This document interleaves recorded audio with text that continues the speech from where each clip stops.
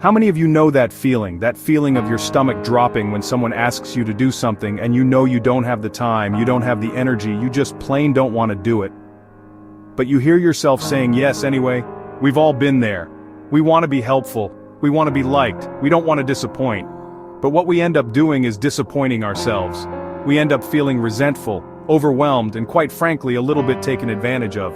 But what if I told you there's a better way? What if I told you that saying no could be the most powerful word in your vocabulary? It's true. Saying no isn't selfish, it's self-care. It's about setting boundaries, honoring your own needs, and living a life that feels authentic and true to you. So today we're talking about the art of saying no, and how mastering this one little word can unlock a world of freedom and possibility in your life. The first step to saying no with confidence is understanding what you do and don't want to do. It sounds simple, but so often, we say yes out of habit, out of guilt, or out of a fear of missing out. So the next time someone asks you for something, I want you to pause. Take a moment to really check in with yourself. Ask yourself, if I said yes to this, how would it make me feel? Would you feel excited, energized, or would you feel that familiar dread creeping in? Would you be saying yes out of obligation, or out of a genuine desire to show up for this person or this opportunity? Listen to your gut. Your intuition is a powerful thing. If you find yourself making excuses, trying to convince yourself that it won't be that bad, that's a sure sign that deep down, you're not fully on board. And that's okay. It's okay to not want to do everything. It's okay to have priorities. It's okay to protect your time and energy. Okay, so you've checked in with yourself and you've realized that this is a no for you. Now what? Well, before you blurt out a panicked "no way," take a deep breath. That's right, breathe. Inhale deeply through your nose, letting that breath fill your belly. Hold it for a moment and then exhale slowly through your mouth. This simple act of breathing does wonders. It calms your nervous system, it centers you in the present moment, and it gives you a moment to gather your thoughts before you respond. Now, I'm not saying you need to be doing some big dramatic breathing exercise in the middle of a conversation. Just a subtle deep breath can make all the difference. It allows you to respond from a place of calm and clarity, rather than reacting from a place of stress or overwhelm. Now, for some of you, saying no might feel about as natural as speaking a foreign language. You're used to being the yes person, the one who always comes to the rescue. But I'm here to tell you, it's time to break free from that pattern. And sometimes the easiest way to start is with a gentle no. Instead of launching into a big explanation or making up excuses, try simply saying, I'm not able to do that today. It's direct, it's honest, and it doesn't leave a lot of room for interpretation. Now, you might feel a little awkward at first, you might even get some pushback. But trust me, the more you practice setting these boundaries, the easier it becomes. And the benefits? Oh, the benefits are incredible. Increased self-confidence, more respect from others, better self-esteem, improved decision-making, the list goes on and on.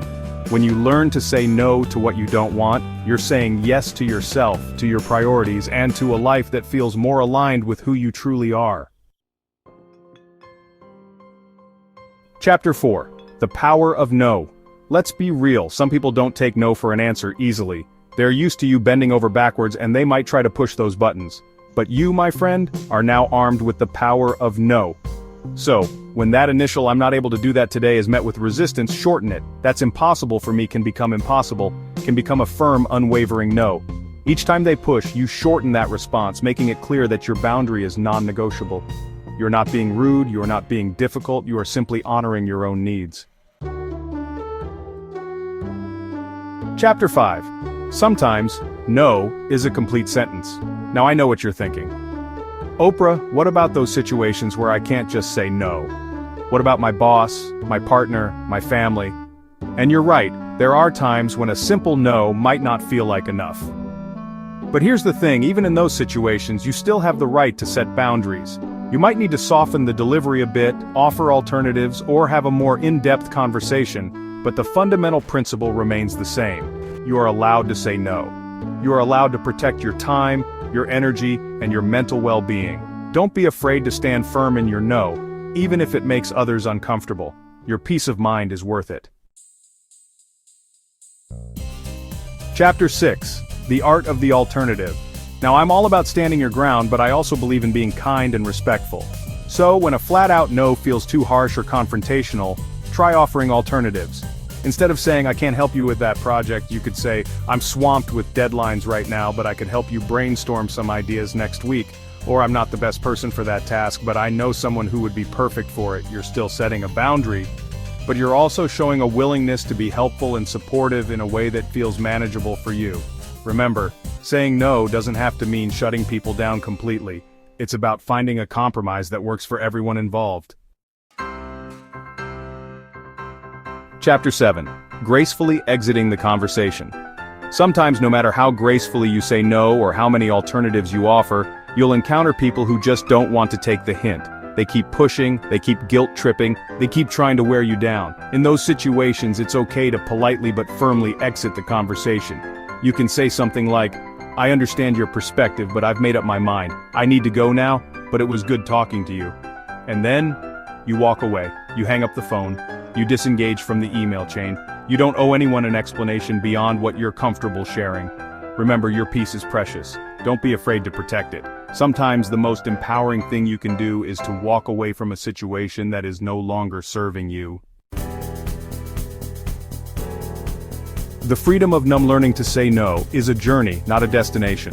It takes practice, it takes courage, and it takes a willingness to prioritize your own needs. But I promise you, it's a journey worth taking. Because when you master the art of saying no, you open yourself up to a world of yes. Yes to the things that light you up, yes to the people who fill your cup, yes to a life that feels authentic and aligned with your truest self. So go out there and start saying no like you mean it. You deserve it.